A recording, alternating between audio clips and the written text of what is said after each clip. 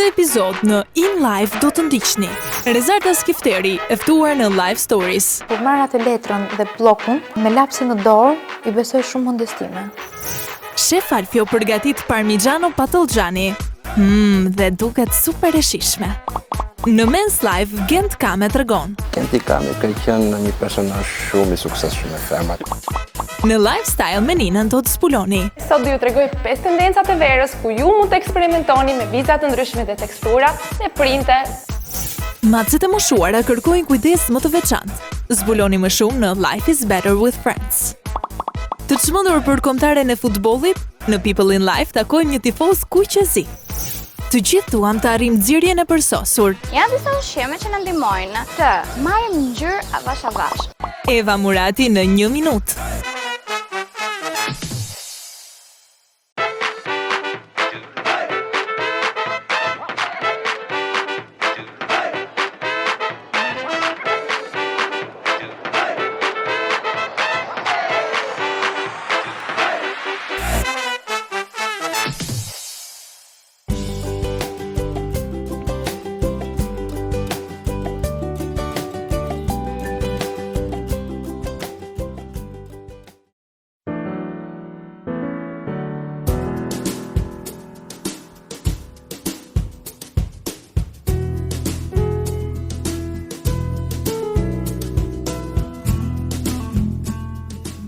Unë e di që ke shumë vite tashmë në tregun shqiptar, po themi të modës dhe të stilimit.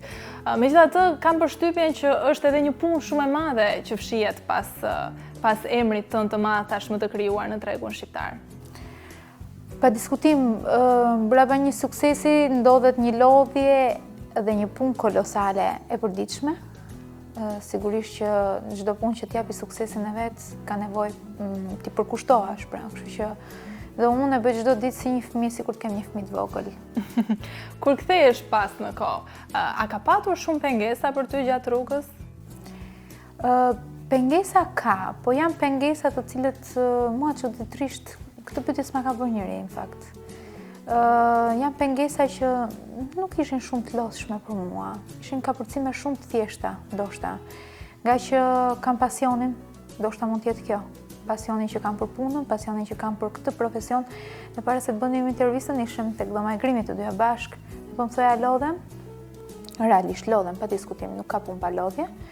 Por kur është pasioni brenda, puna bëhet më e thjeshtë. Kështu që këto vështirësi sigurisht që kalohen shumë thjesht, shumë shpejt. Mirë, ti thua që është një punë e lodhshme në fund të ditës, orë të zgjatura etj. Do doje që dhe vajza jote të ndiqte të njëjtën rrugë? E shes si një punë që ose ndoshta ti lësh drejtimin e biznesit tënd?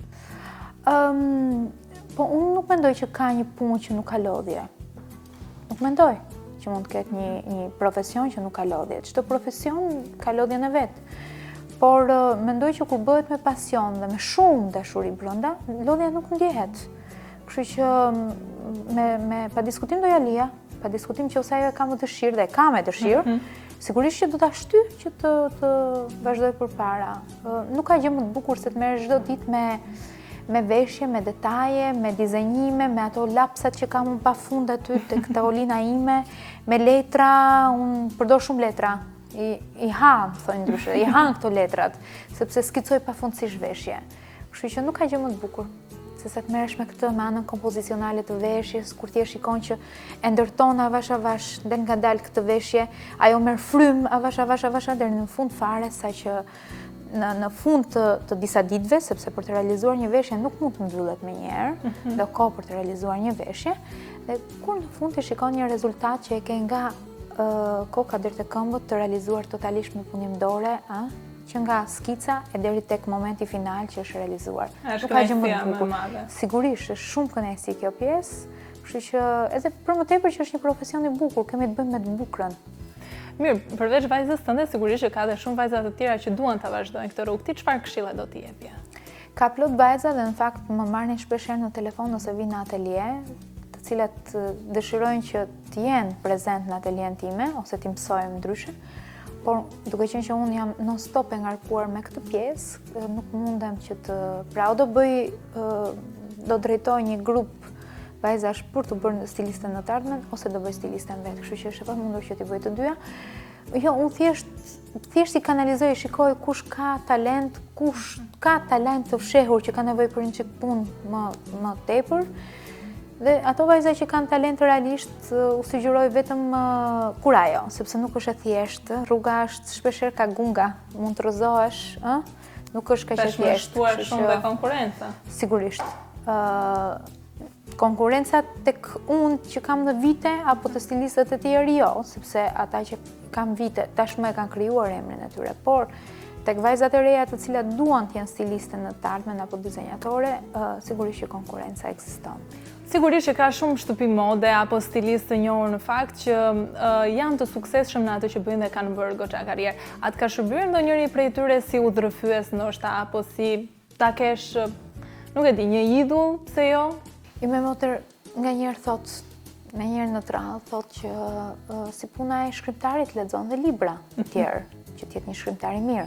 Kështu që mund t'i hedhësh dhe një sy internetit për të parë, për të krijuar thjesht një ide të përgjithshme, jo për të huazuar, themi, në asnjë mënyrë. Por unë çuditërisht nuk e bëj, siç nuk është se dikush më shikon në shtëpi dhe unë mund të shfletoj, mund të shoh diçka. Thjesht nuk e bëj, sepse i besoj shumë kur marr atë letrën dhe bllokun, me lapsin në dorë, i besoj shumë mendjes time. Dhe krijoj shumë më qartë dhe shumë më mirë kur nuk shikoj dhe nuk shoh asnjëherë realisht, nuk shikoj, nuk sugjerohem, nuk shoh të tjerët për të frymëzuar. Frymëzimin tim e marr nga, siç të thash, nga çdo gjë e bukur, nga dashuria që marr çdo ditë nga familja, nga i me motor, nga njerëzit që më dhurojnë dashuri, nga shoqëria, nga, domethënë çdo gjë që më jep kënaqësi, më ndihmon të krijoj. Kjo ishte pjesa e parë e intervistës me Rezarta Skifterin. Për pjesën e dytë rikthehemi pas pak.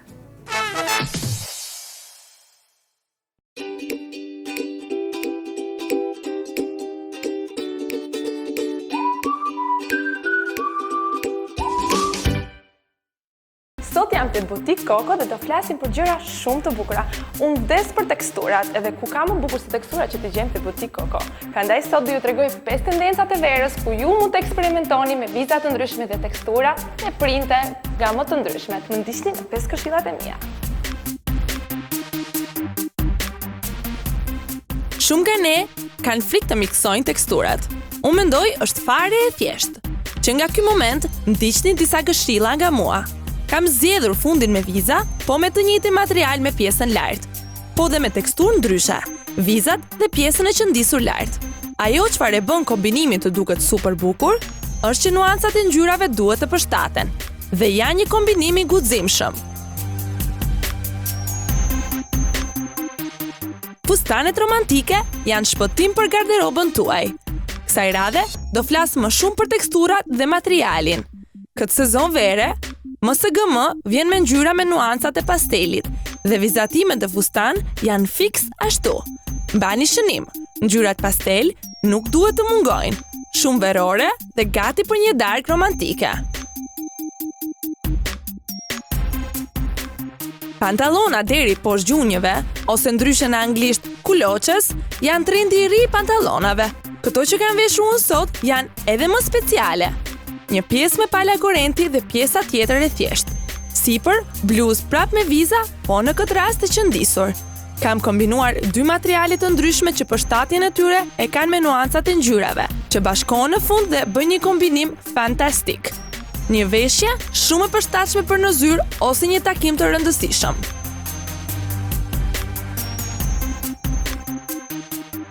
Nëse duhet të zgjidhja se si duhet të vishesha çdo ditë, do ishte ky lloj fundi me t-shirt të thjeshtë lart. Më pëlqen shumë tekstura dhe stilimi i fundit. Ngjyra koral është fantastike për në verë. Bën që lëkura e trupit të duket edhe më bukur. Bluza e thjeshtë e bardhë me një detaj anash është must dhe mund ta kombinoni me çdo gjë. Asnjëherë mos mendoni se keni shumë bluza të bardha në dollap. Ju përmenda më përpara pantallonat me gjatësi poshtë gjunjëve. Ja ku janë këtë lloj pantallona me ngjyrë mustard dhe i kam kombinuar me bluzën e shkurtër lart, prap me teksturën e vizave. Më pëlqen ngjyra mustard, sidomos kur kombinohet me një teksturë dhe në këtë rast vizat. Vizat janë një trend masiv dhe për këtë do ju flas javën tjetër.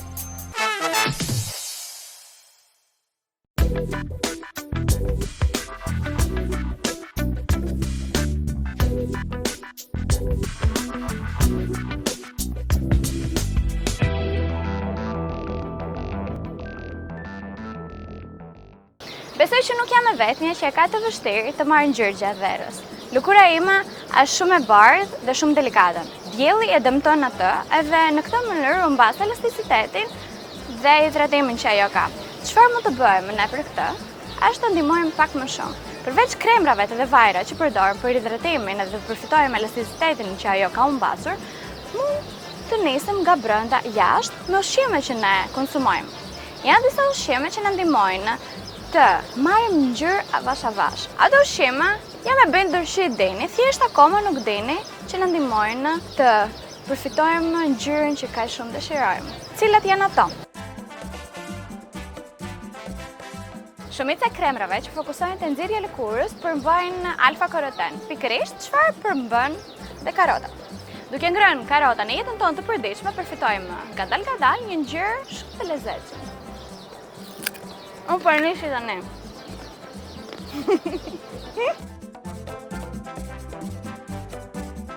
Mango përmban më shumë vitaminë A se çdo lloj frut tjetër. Vitamina A në ndihmon të marrëm gjatë verës atë ngjyrë që dëshirojmë kaq shumë. Dhe një plus shumë e madhe për mangon është që në ndihmon shumë të pjesa e metabolizmit.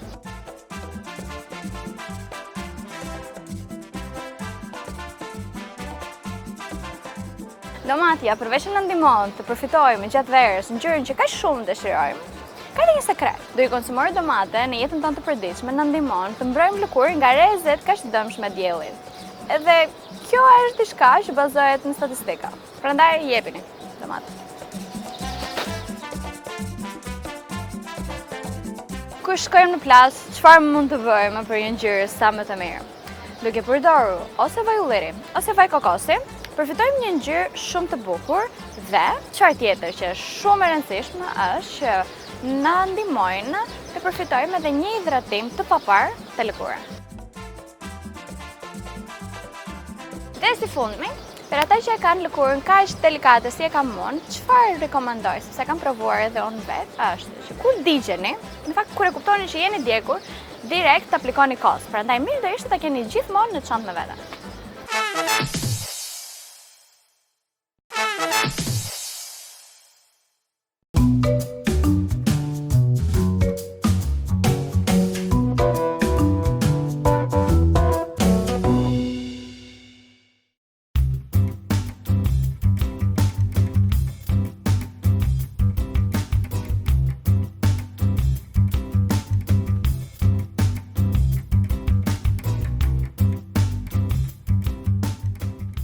Përshëndetje, mirë se erdhët në Food for Life. Sot për ju kam një recetë të Italisë të Jugut, shumë fantastike, që është super edhe për vegetarian. Është një recetë që na nevojitet shumë pak ingrediente, por ama rezultati do jetë shumë i shijshëm. Sot do mësoni bashkë me mua si të bëjmë parmigiana me melanzane, që është parmigiani. Ky është pra ingredienti kryesor, parmigiani. Kam vendosur një tenxhere me vaj që po ngrohet për me skuq parmigianin, tash do të mësoj se si do skuqim, radha parë është parmigiani. Marrim një qerus patate, heqim pak nga lëkura e parmigianit. Pak lëkurë do e lejmë sepse ka shije që na duhet. Okej. Pra parë do marrim parmigianin tani do e presim shumë holl, feta shumë të holla, do e bëjmë me miell edhe do e skuqim vaj. Feta do jenë trasha pak a shumë 2 mm.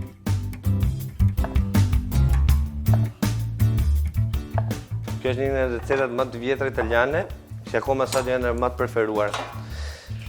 Marrim mielin, edhe vendosim miell një nga një, edhe i shkundim. Vendosim te tava. Okej.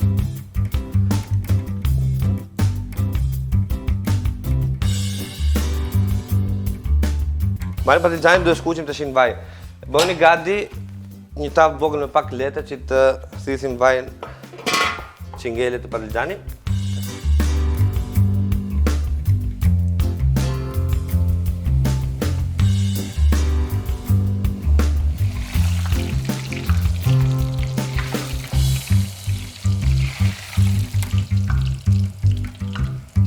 shumë pak dhe vaj shumë të nxehtë edhe kemi gati. Kemi skuqur patligjani, tash do I vendosim pak krip. Okej. Tani ja duhen ingredientet tjerë, që është djati parmigiano, domate me pak borxhillok edhe mozzarellën. Gjithashtu na duhet edhe një pjatë vogël, mund t'i vendos një dhe në tavë si bëjnë lazanjet, por unë preferoj që t'i bëjmë mono racione. Edhe fillojmë presim pak domate kubike.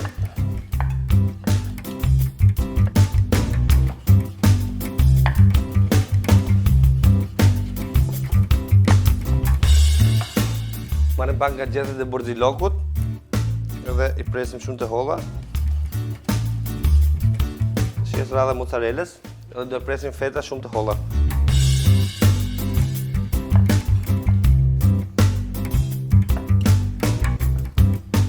Tani te pjata jon do vazhdojmë me stresa, pasi të kemi grillë dhe djatin parmigiano.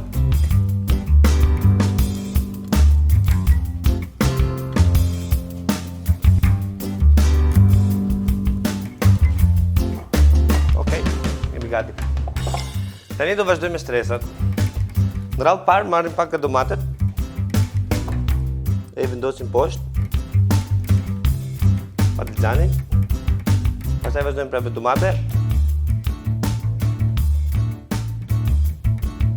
Mozzarella. Pak borxhillok. Parmigiano. E kështu me radhë.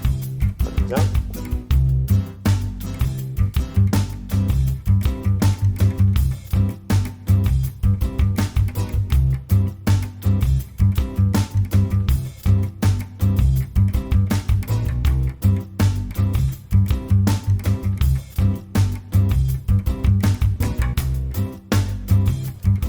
Mi hedh me radhë, domate, mozzarella, patligjana që kemi skuqur përpara, borxhillok edhe djath parmigiano.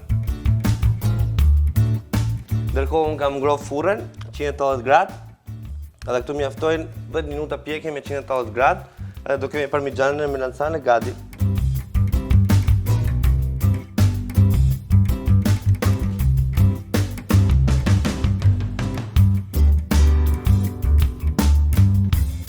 Djelja furrit ka rënë, parmigiana jonë është gati, ja të shohim si ka dalë. Ka një aromë fantastike.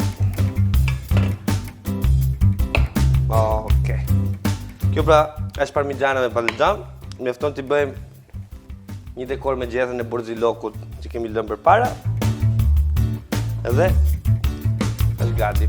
Kjo ishte receta ime për sot. Provoni parmigianin time se është diçka e papame, ka një shije shumë fantastike, edhe shikuat me shumë pak ingrediente mund të bëni diçka shumë të shijshme. Ne shihemi sërish javën që vjen në Food for Life me receta shumë të mira, shumë të thjeshta dhe shumë të shpejta si gjithmonë. Provojeni, ju bëft mirë, mirupafshim. Ciao.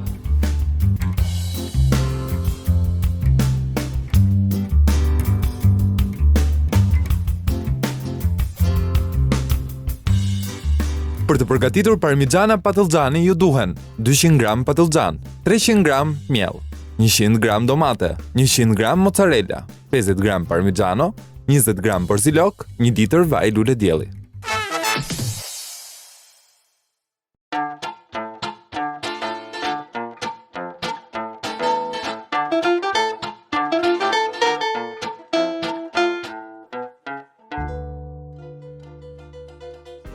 Atëherë miqtë TV jemi këtu në teatr Kame Ib me Gent Kame. Gent, faleminderit që je këtu me. Faleminderit që jemi ne këtu, që na naftove, hapë derën kur I tham fjalës.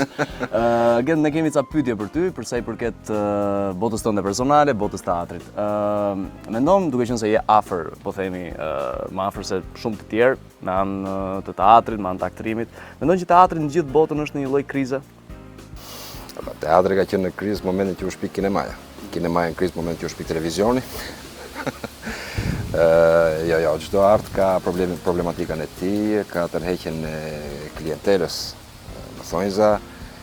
Nuk besoj se teatri është në krizë të paktën në Shqipëri. Ne shohim vitet e fundit që teatri kombëtar ka nxjerrë shfaqje shumë mira, ka një cilësi të mirë aktorësh, vënesh në skenë, edhe të ardhurash buxhetare.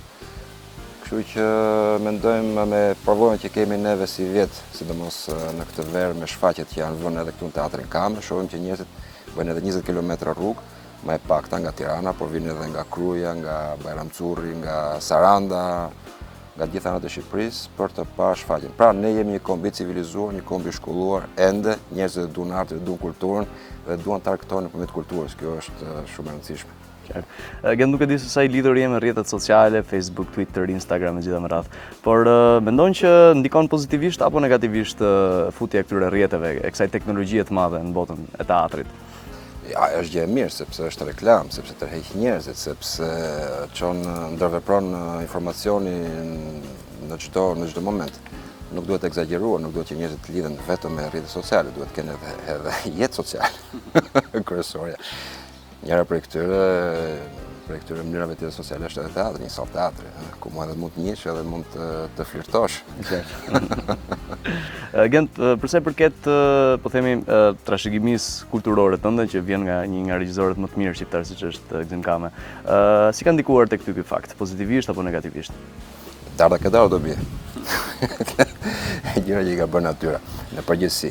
Jo, padyshim që është diçka e mirë, sepse Gzimi është një koleg tashmë.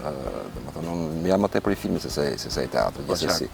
Por më ka ndihmuar shumë gjithmonë, qoftë nga ana kritike, qoftë nga ana morale, qoftë nga ana artistike, qoftë nga ana profesionale. Mbi të gjitha kam besim tek ai sepse s'ma ka përtuar asnjëherë tërheqjen e veshit. Kjo është shumë e rëndësishme ke një aktor, që do të çaj përpara. Sensi i autokritikës. Gjend, kalojmë pak tek aktrimi. Ti je shkolluar në një nga shkollat më të mira. Unë nuk e them dot atë emrin e shkollës tënde, do e thuash vetë. Kur Florent. Florent. Bëjmë reklam. Një nga shkollat më në zot aktrimit në Francë, ke rrugtuar goxha, ke mbi 30 role nëpër kineman italiane, kineman franceze, shqiptare po e po. Normalisht çdo aktor ka një portret vetin apo jo, ka dhe disa plastika të vetat, ka një karakteristikë të vetën. Ti e ke një lloj kategorizimi se në çfarë lloj rolesh mund të luash dhe nuk mund të luash? Nuk e di, vetes nuk duhet t'i vësh asnjëherë lakun fyt, duhet ta njohësh mirë veten kur do që të bësh aktor, por edhe mos ta kufizosh. Në përgjithësi, pastaj ato çka të vën një kufizim për kufizim, si më thënë, është një ose dy rolet e tua më të mira që mbahen mend pastaj nga një rreth i ngushtë specialishtë, si më thënë, apo që janë drejtor castingu, që janë regjisor, apo që të kanë parë dikur dhe pastaj e keqja është që ti ke punë boll, por edhe ti ketohesh në një rol të veçantë. Në përgjithësi për shqiptarët jashtë, domethënë 60% e roleve janë ato të mafiozëve, të fortëve, të banditëve, të keqpërzve. Dhe në përgjithësi, në karrierën time, shumicën e roleve, jo shumicën, po të madhe 60% e këtyre roleve kam të kësaj natyre. Pastaj është vetë mënyra se si ti përfaqësohesh vetë, se si ti e bën trajton njërin rol nga tjetrin, nëse është pak a shumë e njëjtës kategori, po se si ti e trajton edhe mund të zgjesh ngjyrat e tua të veçanta. Varet po ashtu edhe nga inteligjenca e drejtimit edhe e regjisorit, se për çfarë i shikon tek ty. Atë nga njerë që aktor nuk e shef ke vetë, e shef regjisor, një regjisor i mençur. Dhe ai mund të bëjë me ty pastaj çfarë do gjë. Sepse unë këtë po mendoja, faktikisht është një lloj mini studimi në lidhje me ty, që pse Gjendit i japin gjithmonë role gangsterësh, pse i japin gjithmonë role mos ka të bëjë me portretin, apo ka të bëjë me zgjedhjen, apo ka të bëjë me... Nuk e di, mbase pak nga të gjitha, Gjithsesi në Shqipëri kam pas role diçka më të ndryshme nga që kam pas në Itali, Zvicra apo Francë. Gjithsesi edhe atje kam pas disa role të cilat kanë dalë jashtë këtij konturni, si më thonë. Por në vendin tënd të shohin gjithmonë me nuanca gjithmonë më të gjëra, të shohin si njeriu i vendit, ose si ai eksotiku i ardhur nga jashtë. Në këtë rast është emigrant. Gjenti je një nga shembujt e gjallë, po themi, që është transmetuar dashuria për artin, dashuria për teatrin, për filmin, për aktrimin. Mendon që duhet ja transmetosh të njëjtën dëshirë dhe njëjtën dashuri brezave të ardhshëm? E thamë edhe më parë, domethënë dashuria për artin është e kaheshme, është ke gjitha brezat, ke gjithë kombet, ke gjithë popujt, domethënë që ne i përkasim civilizimit të lashtë të shqiptarët. Vendet tona më të bukura turistike kanë një teatr brenda që është aty prej 2000 deri 2500 vjetësh. qoftë të stilit romak, qoftë të stilit grek. Pra, do të thotë që në këto treva ka qenë kultura, show, spektakli ka qenë i pranishëm. Po ashtu në vendet tjera në Ballkan, po edhe më gjerë. Kështu që ajo është transmetu brez pas brez, nuk ka nevojë për as për gendin, as për njëri tjetër. Ka nevojë thjesht për cilësi të mira arti, për cilësi të mira artistike, për filma të mirë, për teatro, për shfaqje të mira. Ka nevojë thjesht për dashuri për punën që bën dhe transmetohet vetvetiu. Po ashtu ka nevojë edhe për pak para, investim. Miqtin TV do të kthehemi pas pak me Genti Kamën.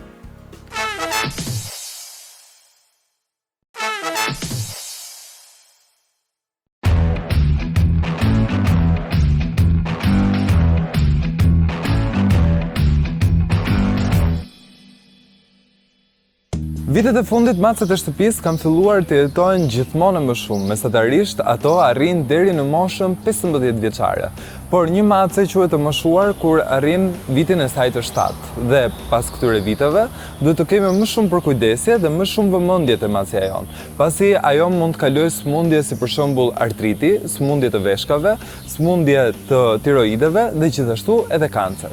Kështu që vëmendja jon duhet jetë maksimale, ja se si duhet veprojmë me një mace të moshuar. Macet e moshuara janë më pak aktive, ndaj ju duhet të vendosni shkallë, pedana ose plataforma të ndryshme nëpër shtëpi në mënyrë që macja të ketë më të thjeshtë të ngjitet në vendet e saj të preferuara. Ato nuk kanë më energjinë e dikurshme, ndaj dhe nuk mund të kërcejnë në vende shumë të larta. Duhet të shtoni më shumë takimet me veterinerin. Këshillohet që minimalisht të bëhet një vizitë çdo 6 muaj. Kontrollet duhet të jenë të shpeshta, pasi shumë sëmundje që mund të ketë macja juaj e moshuar nuk mund të vijnë re nga jashtë. Artriti është shumë i zakonshëm për macet e moshuara, kështu që këshilloni me veterinerin tuaj mbi ilaçe të ndryshme që mund të ulin dhimbjen e saj.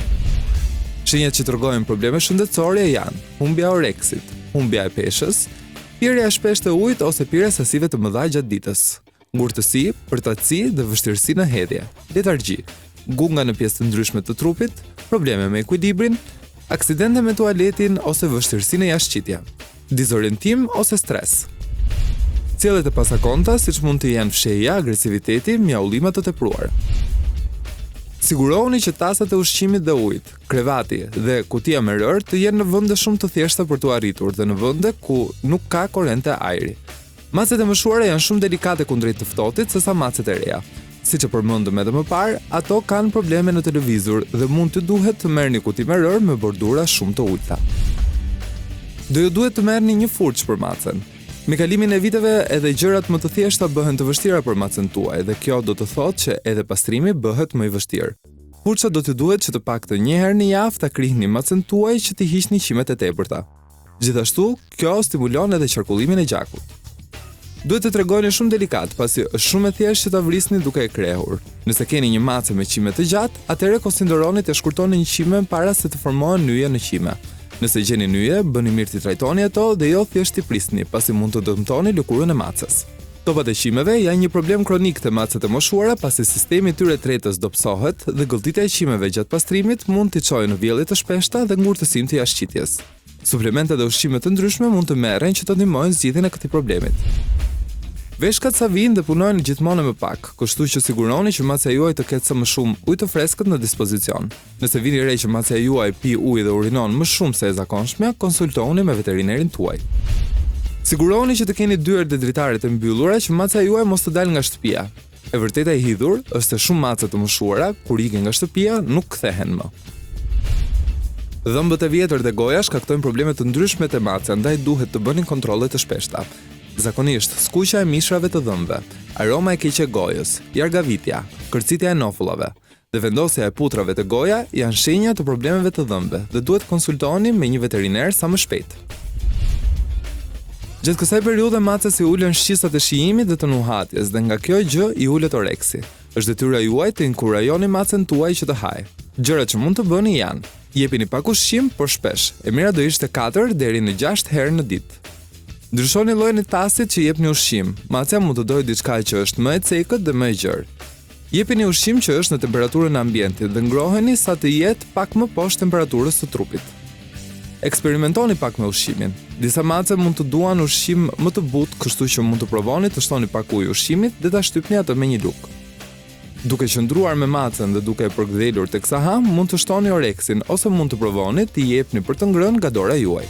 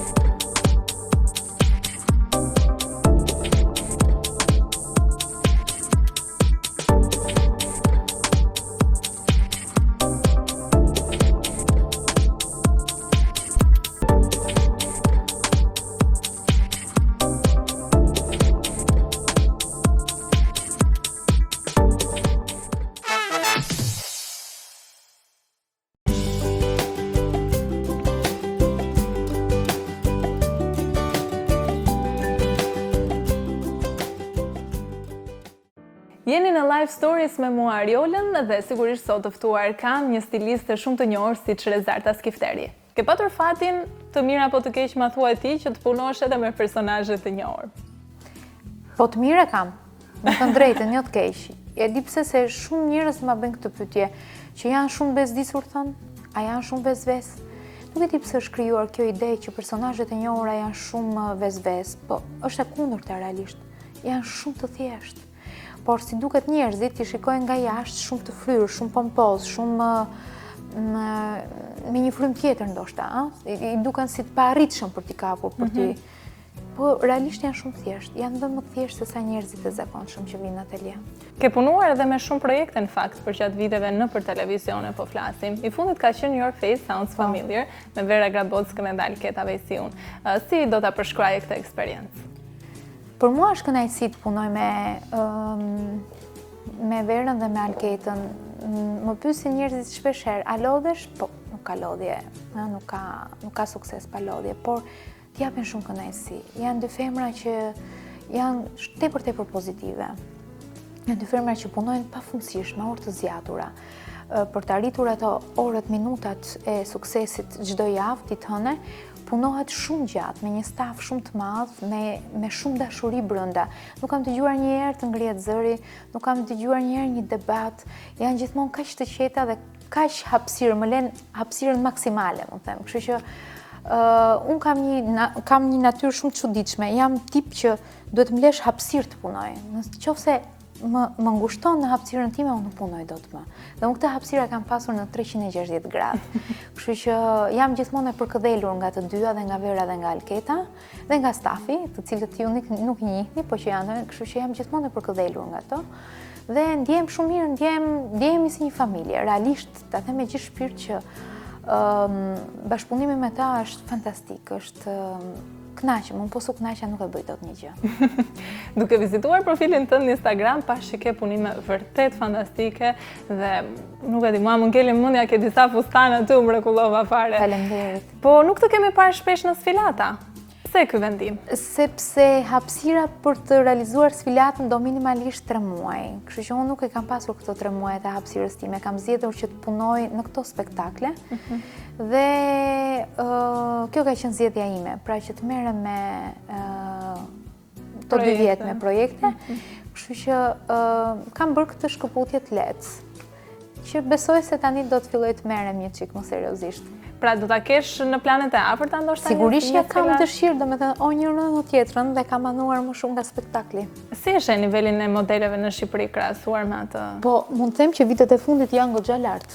Mund të them këtë gjë dhe me bindje të fortë, domethënë vajzat janë të gjata, janë elegante, është një, domethënë ndjekin muaj kurse kurse të gjata, nuk e di sa mujore mund t'jenë, por që për të ditur të komportohen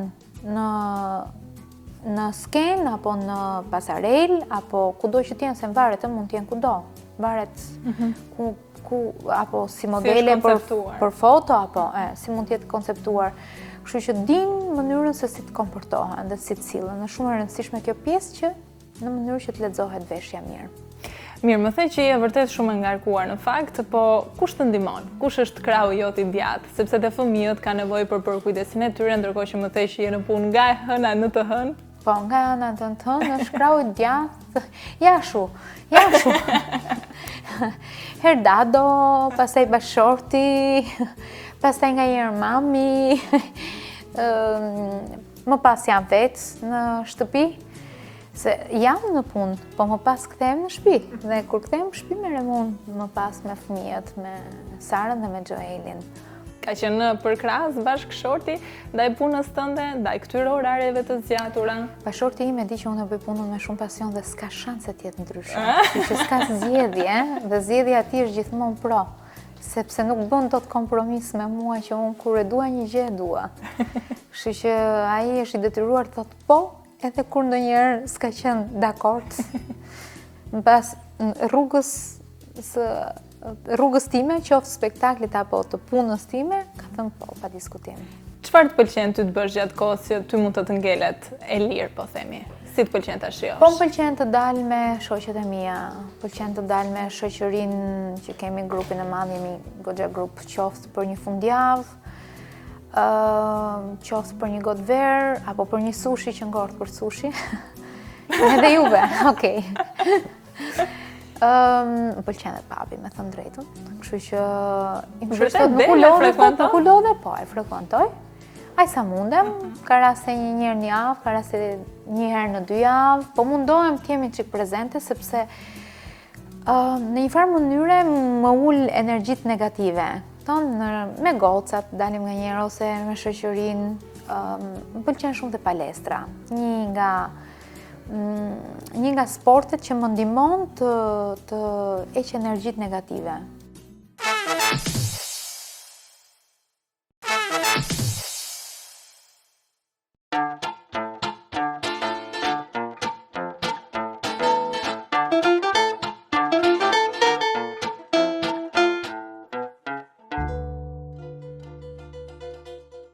Atëherë miqtë në TV jemi rikthyer përsëri këtu në teatr Kame Ib, me Genti Kame për të folur përsëri për artin, për kulturën, edhe për Gentin, normalisht. Gent, duke qenë se ke shkollimin tënd të huaj, edhe një herë thuaj emrin e shkollës, lutem? École Florent. Okej. Dhe normalisht ke njohur edhe realitetin shqiptar dhe shkollën shqiptare. Mendon se Akademia e Arteve Shqiptare ka nevojë për një riformatim, përmirësim disa gjëra? Nuk e di, nuk kam ndjekur si funksionon në vitet e fundit, shoh që ka një cilësi artistike, ka një cilësi në prodhimet që shohim në filma, në shfaqjet e fundit. Pra, të gjitha njerëz dalin me siguri nga një shkollë. Unë kam qenë 22 vjet jashtë dhe një pak kohë kam qenë në Shqipëri, domethënë nuk e di që ka pas shkolla Akademia e Arteve ose Instituti i Teatrit që ka dikur kanë nxjerrë specialistë jashtëzakonshëm, kanë nxjerrë njerëz të jashtëzakonshëm dhe kjo frym besoj se do të vazhdojë ende në Shqipëri, duke parë cilësinë e shfaqjeve. Shkollimi pastaj ka shkolla ndryshme dhe kryesorja është një aktor, besoj unë. Shkolla okej, patjetër, por edhe puna vetjake që ti bën. Ka disa aktorë që thonë nuk e di se sa është e vërtet, po thonë bëjmë 4 vjet shkollë dhe 4 vjet pastaj mundohemi të harrojmë që kemi mësuar shkollë për të gjetur specifikën e vet, për të gjetur atë realizmin, nuk dëgjon shumë gjëra që ka parametra që ka çdo aktor çdo artist pastaj. Jo, besoj se shkolla e mira nuk ka fund. Shkolla duhet çdo lloj, jo vetëm në aktor, por edhe në futboll, edhe në shkolla rrënjësisht duhet që të përparoj. Domethënë fëmia duhet marrë që i vogël dhe duhet formatuar. Ne shikojmë sonte që në kampionatet evropian të futbollit, çka pam, shkollat e mira, ekipet e mëdha janë gjithmonë ato që fëmijët e vegjël i kanë marrë. Që 4-5 vjeç dhe i kanë rrit, i kanë vazhduar të rrisin, duke qenë edhe shqiptar vetë, po shohim shkollat e Zvicrës për shembull. Pra ka një cilësi të jashtëzakonshme kur e merr fëmijën, nuk ka që të vogël dhe mëson dhe vazhdon të njëjtën dorë. Shkolla tek ne duhet që në gjitha fushat është primare. Në çdo vend të botës, për çdo kom shkolla është primare. në art, në shkencë, në gjithçka. Gent, kalojmë pak te pyetjet humoristike. Të dashur ndonjëherë që të bësh aktorin në jetën e përditshme për të dalë nga një situatë? Po të gjithë jemi aktor. Të gjithë jemi aktor në jetën e përditshme. Asgjë nuk na diferencon. Besoj se aktorët i lind pastaj se si punon edhe çfarë drejtimi të merr jetë është tjetër gjë, por gjithsesi mund të jetë aktor shumë i mirë. Aktori nuk është asgjë vetëm se një copë druri. Një shkollë e mirë, një profesionist i mirë, këtë copën e drurit e bën violin, një teot ta lë kopan. Kaq është. Po për sa i përket vajzave, në rinin tënde ke dashur ndonjëherë të përdorësh skillset, të përdorësh aftësitë e tua si aktor për të qenë më afër një vajze? Kenti Kami ka qenë një personazh shumë i suksesshëm në Fermat. Pa që nevojë të jetë aktor. Ke mbi 30 role në kinematografinë shqiptare, italiane, frënge. Cilat janë planet e tua për të ardhmen? Plane ka shumë, ëndra ka shumë, nga njerë artistët e fluturoni qiko.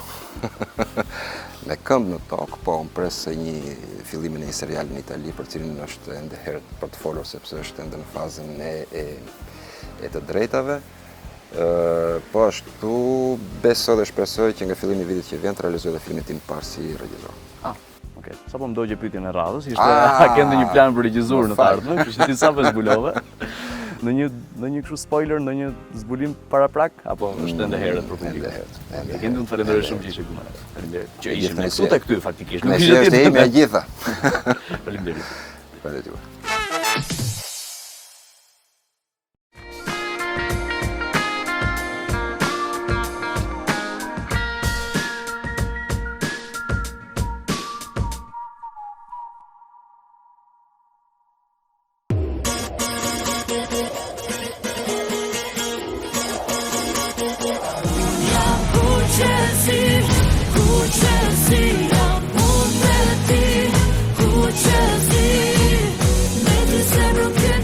O sa mirë me qenë shqiptare, ohe!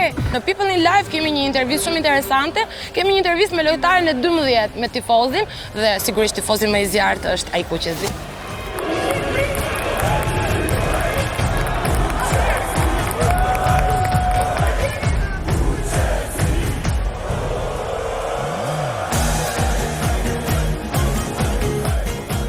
Live sot jemi me Albin, i cili është një nga tifozët më të zjarrt shqiptar, duke qenë se është dhe antar i tifozave Kuqezi. Kam diku tek 10 vjet që ndjek rregullisht kombëtaren me anë të tifozave Kuqezi, çukur në momentin që jam bërë antar, nuk kam lënë ndeshje pa parë, domethënë duke llogaritur dhe ato që luan jashtë Shqipërisë dhe brenda Shqipërisë që nuk diskutohet. Pikërisht këtu kemi ardhur më shumë për eksperiencën e Francës, ndoshta ka qenë ato eksperienca që vërtet e kemi shijuar në fakt. Ka qenë një udhëtim goxha i gjatë, goxha qytete që kemi parë dhe goxha i lodhshëm, edhe vetëm me valixhe në vërduar dhe kap trenin, kap aeroplanin. Ti flet dhe mua më rëngjetet mishi, sepse është ajo që hera parë nuk harrohet. Në momentin që kam hyrë stadium jam prej gjunja. Personalisht kam djerë më shumë 2 ndeshjet e fundit, Marseillën edhe Lyonin. Ndeshja parë, ndoshta edhe nga ajo që ishte hera parë dhe ne nuk po dishim si veprohet. Ne kena pas dhe një koreografi të madhe, ai flamuri madh, dhe ne kishim përgjegjësinë ta fushim që në orën 8 të mëngjesit. Ne kemi bërë diku tek 2 orë kontrolle derisa të arrishin. Tani të fusesh flamur. Unë duke përqendruar a do hapet. Fund fare kur mbasi u hapa koreografia që fillova ta ndjesha atë pjesën që shikoj të relaksohem tani. Na rëngjetët gjithë të tjerëve në fakt me atë flamurin, për koreografitë, për materialet që ju merrni në stadium, si flamure apo banderolat apo. Si funksionon? Si çdo organizim ne më përpara kena pasur me federatën. Duke qenë që federata na shkaloi këtë Europian, ne munduam që të kontaktojmë direkt me UEFA-n dhe UEFA mbasi një programi të vet që ka në për krajët të tifozëve. Për krajët të tifozëve na ka futur tek programi i saj Fan Kultur, Fan Embassy, ambasadorët tifoz. Po, pra me këtë do të themi që ju jeni zyrtarisht njohur nga UEFA. Po, tifozët e njohur. Edhe mbas të aplikimeve që kemi bërë në UEFA dhe koreografia duhet të njihej në UEFA që të hapeshe, sepse gjithmonë kishte standarde. Domethënë edhe flamuri do të lyhej me një solucion antizjarr që ka elementet e sigurisë, domethënë kishte shumë peripesit. Gjithçka ka qenë mirë kontrolluar. Mirë kontrolluar. Dhe ndërkohë që bëni këto organizimit, tifozët nuk janë vetëm nga Shqipëria ose nuk janë nga Tirana, janë nga gjithë trojet shqiptare. Gjithë trojet shqiptare dhe nga diaspora. Si arrini ta bëni ju këtë organizim të përbashkët? Shqiptarët dhe mirë e gjenë njërin tjetrin, edhe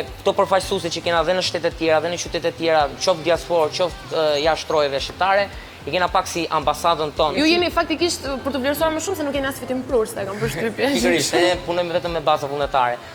Ne quajmë veten tonë më shumë familje, edhe se sa tifoz, edhe më shumë e mbajmë në krahun e familjes, familja TKZ. Kjo familja juaj, në fakt në thelb ka ekipin apo komsin? Ne kemi tifoz që janë edhe me komsi tjera, nuk është që nuk kemi. Kemi në Suedi për shembull në një ndeshje kanë ardhur janë bërë antar edhe disa nga Kina. Unë e them që shohim në bazë të ekipit, domethënë në bazë të ekipit dhe në bazë ato që duan Shqipërinë. Ajo që ka bërë reun dhe në Lens, tifozëria jone kishte komplet një ndryshim nga tifozëria zvicerane, e cila më shumë bënte tifozëri për ekipin, për lojën, se sa për kombin.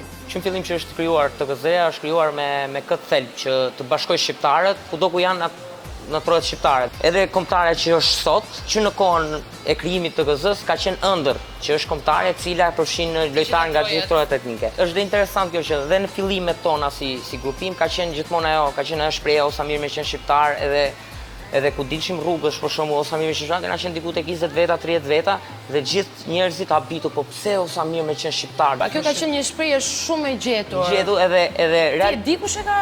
Unë e di kush e ka krijuar, e kanë krijuar një nga themeluesit e tifozave kuqe, i cili jeton në Londër. Edhe në stadiumet ku ishim në Francë, ti e pe shumë mirë që Osamir me qenë shqiptar ishte gjithë stadiumi. Pra ishte slogani që u lidh edhe me ekipin, edhe me stadiumin, edhe me tifozërinë. Por në ky Europian ne kemi përjetuar gati gjithë emocionet. Kena përjetuar qarje në ndeshje me Francën, njerëz të cilët unë i kisha afër që qashin nga mërzia atit golit të posuar në minutat e fundit, ama kishim ndeshjen e dytë qarjen e gëzimit të njerëzve që kishin përjetuar atë golin e parë të Europianit, atë gëzimin e madh. Domethënë ishte një atmosferë goxha e bukur, goxha e madhe. Si lindi te ty kjo dashuri, jo vetëm për kombëtarin, por edhe për tifozat kuqezi, që ti i mbron aq në mënyrë aq fanatike?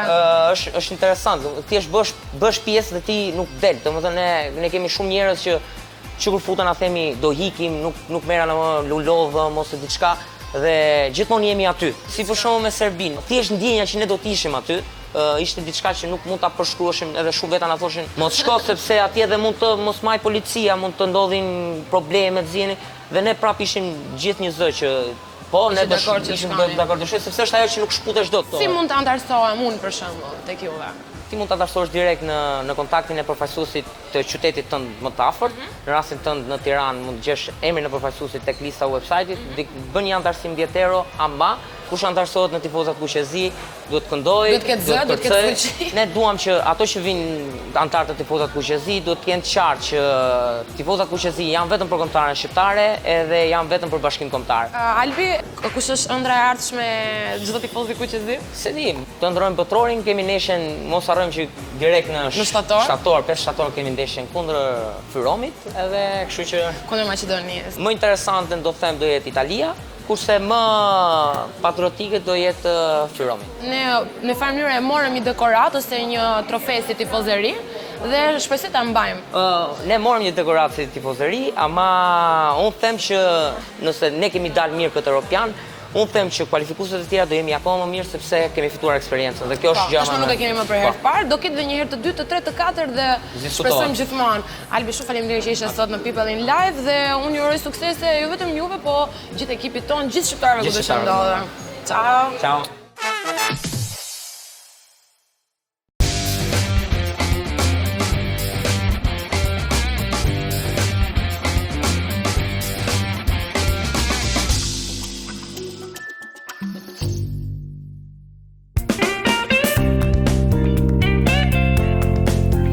Cila është ëndra jote në sirtar? Mos kem asnjë ëndër në sirtar. Realizoj të gjitha. Kush e fiton Miss Universe? Sekret.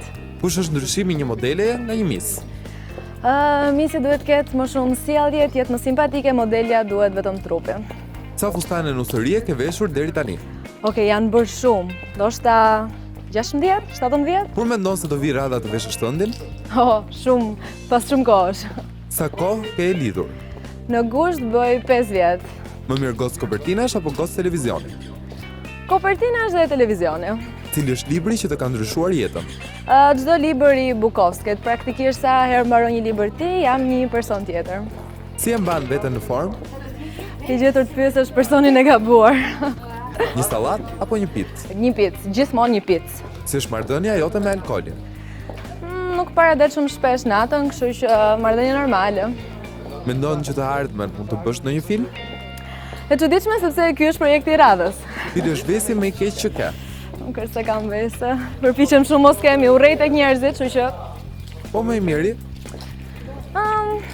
urrej kur vonohen tjerët, prandaj përpiqem të vi gjithmonë orar. Dëmbët lahen në mëngjes apo në darkë? Në mëngjes dhe në darkë, madje dhe në drekë. Mendon se në të ardhmen do merresh me politikë? Shumë shpejt për të thënë.